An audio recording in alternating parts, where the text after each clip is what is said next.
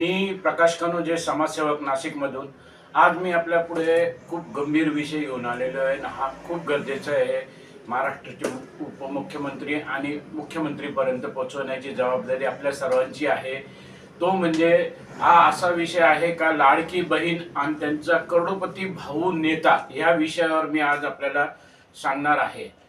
तर आपल्याला सर्वांना माहिती आहे लाडक्या बहिणीला 1,500 रुपये महिना मिळतो, बरोबर आहे. आत्ताच मागे काही दिवसापूर्वी आपले अजितदादा उपमुख्यमंत्री यांनी आपल्या बहिणींना एक निवेदन केलं आणि विनंती केली का ज्या बहिणी सक्षम आहे आर्थिक रूपाने, म्हणजे त्यांना जर गरज नसेल तर त्यांनी अशा बहिणींनी हे पैसे सोडावे. कारण त्यांनी उदाहरण दिलं माननीय पंतप्रधान नरेंद्र मोदीजी साहेबांचं पण का बाबा अशाच त्यांनी मोदी साहेबांनी पण विनंती केली होती का बाबा जे सक्षम आहेत त्यांनी गॅसची सबसिडी सोडा, इतर असे सुविधा जे सरकारची मिळतात ते सोडा. आणि लोकांनी त्यांचं ऐकलं, पण तेच पाहून त्यांच्या पावलावर पाऊल ठेवून अजितदादांनी पुढे लोकांना विनंती केली बहिणींना का तुम्ही हे सगळे काही जर सक्षम असाल तर घेऊ नका, सोडा सरकारचे. खूप चांगली गोष्ट आहे, त्याला मी एग्री करतो. परंतु मला असा प्रश्न आहे की तुम्ही नेहमी जनतेलाच सांगता का तुम्ही सक्षम असाल तर हे सोडा ते सोडा? तुम्ही सांगितलं का 2.5 लाखाच्या वर ज्याचं उत्पन्न असेल त्याला ते सरकारची सुविधा मिळणार नाही लाडक्या बहिणीला.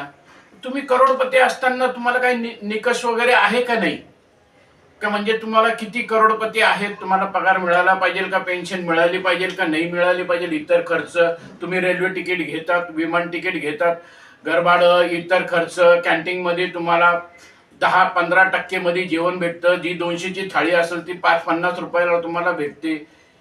म्हणजे तुमच्याकडे करोडो रुपये असताना तुम्हाला काही निकष नाही, काही नाही, आणि तुम्ही बिनधास्तपणे गरीब जनतेचे टॅक्सचे पैसे तुम्ही वापरता. आणि जे टॅक्सचे पैसे आम्ही दिलेले जर त्यातून थोडेफार पैसे जर जनतेला मिळत असले का तिथं तुम्ही येऊन लगेच सांगणार का प्लीज तुम्ही सक्षम असाल ती सोडा.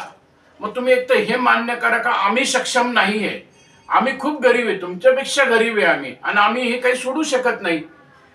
तर माझी अशी मुख्यमंत्री साहेबांना, देवेंद्र फडणवीसला आणि दोन्ही उपमुख्यमंत्री साहेबांना विनंती आहे का महाराष्ट्रामधून एक नवीन सुरुवात करा. तुम्ही लोकांना सांगा, तुमच्या नेत्यांना सांगा का बाबा तुम्ही सक्षम असाल तर सरकारचे इतर खर्च घेऊ नका, पेन्शन घेऊ नका, पगार घेऊ नका.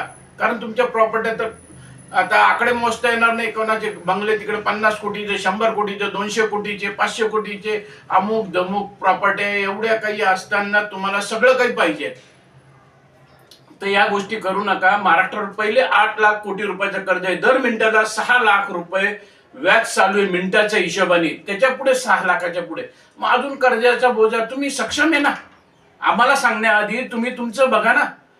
तुम्ही आज आम्हाला, आमचं असं म्हणणं आहे पूर्ण जनतेच्या वतीने मी बोलतो, महाराष्ट्राच्या 13 कोटी जनतेच्या वतीने, का आज तुम्ही आपले सगळे जे सरकारच्या सुविधा आहे तुम्ही सक्षम आहात आर्थिक रूप मी. धन दांडे 7 पिढ्या बसून खातील तरी संपणार नाही. मग या सगळ्या सोडा. आणि माझी जनतेला विनंती आहे का आपणही जर वाटतं हे योग्य आहे आणि महाराष्ट्राची एक नवीन सुरुवात होऊ शकते राजकारणात, तर हा व्हिडिओ कमेंटसह पुढे लोकांना फॉरवर्ड करा, खूप गरजेचं आहे. प्लीज माझी हात जोडून विनंती आहे. जय हिंद, जय महाराष्ट्र.